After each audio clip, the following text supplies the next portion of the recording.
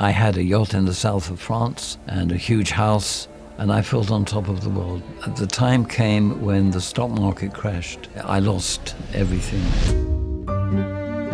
I remember, as a little boy, my Orthodox Jewish grandfather leave the room we were in and go upstairs several times a day. I said to Grandma, "Where does Grandpa go every day?" "Oh," she said, "he goes to speak with God."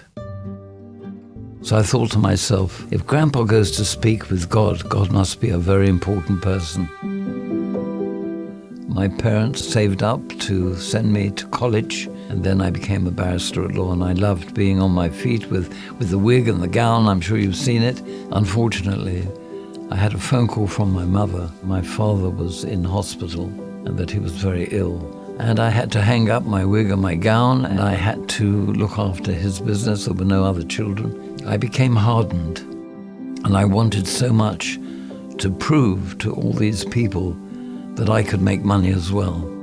And years went by, and I married a lovely girl. Her name was Valerie, and I became very successful.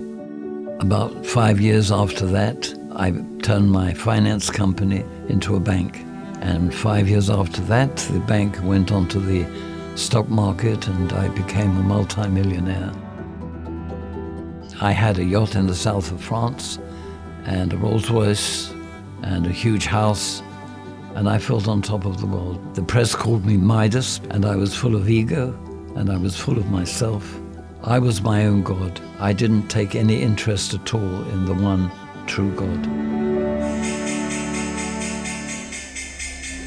The time came when the stock market crashed because the price of oil climbed dramatically, and I lost everything. So I went from one extreme to the other. One day I was very rich, and the next day I was suddenly treating people without the champagne and caviar, and I was taking Valium and drinking whiskey, and I was very, very unhappy.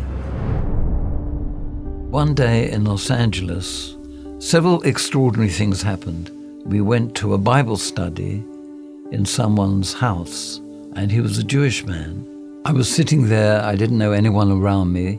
There were clearly Jews and Gentiles, and I was deeply in thought about what I'd heard from the man who'd done the teaching from the Bible, from the Old Testament.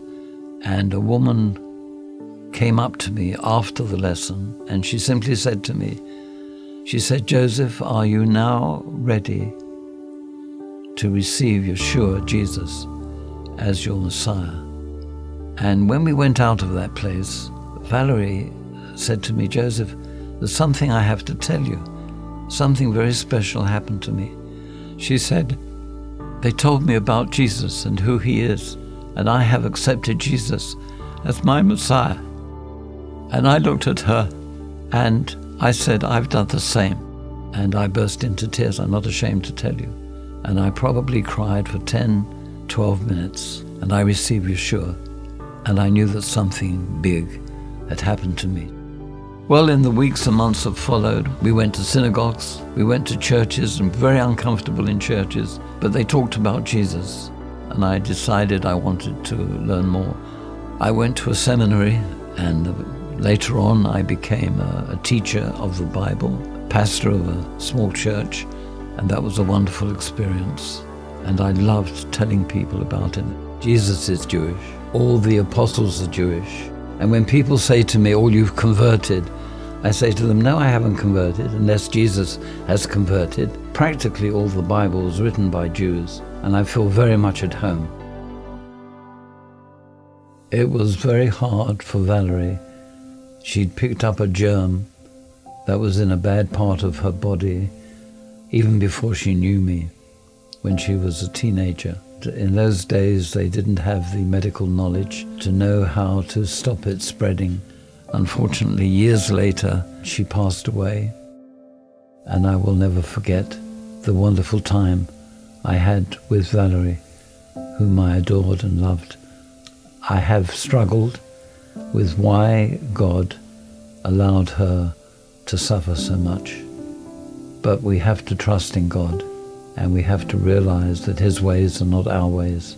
And I'm sure shall be well one day when heaven opens up for those who believe in Jesus. He was divine. He was indeed the Son of God. He did indeed come to this earth, which to me today, many years later, is still amazing to me, that God would send his own Son to help us reach out to him and be forgiven for our sins. I had missed something for many years of my life. I think if you ask me what was my overriding emotion, and that was gratitude. Thanks to God for showing me the truth. Thanks to God for allowing me to share that truth with other people.